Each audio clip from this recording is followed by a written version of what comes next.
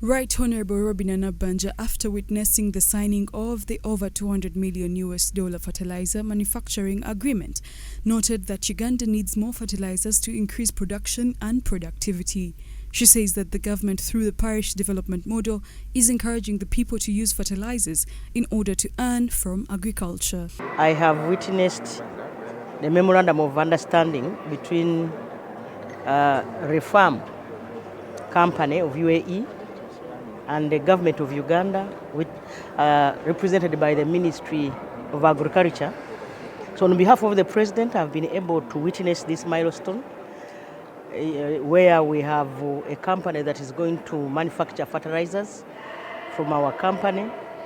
You are aware that under PDM, we need fertilizers like yesterday so that we can be productive, so that our people can benefit, so that our country can now start exporting products to the world. Frank Tumwebaze, the Minister for Agriculture, Animal Industry and Fisheries, says that this MOU has come at the right time when the country is in need of fertilizers for better yields on the fields. Our fertilizer usage is still very low, and with climate change, our soils are getting depleted, and therefore farmers need to have access to effective and affordable inputs. One of them is fertilizer. So I'm happy that I was able to sign a memorandum of understanding with the UAE company that will be able to come and manufacture fertilizer in Uganda.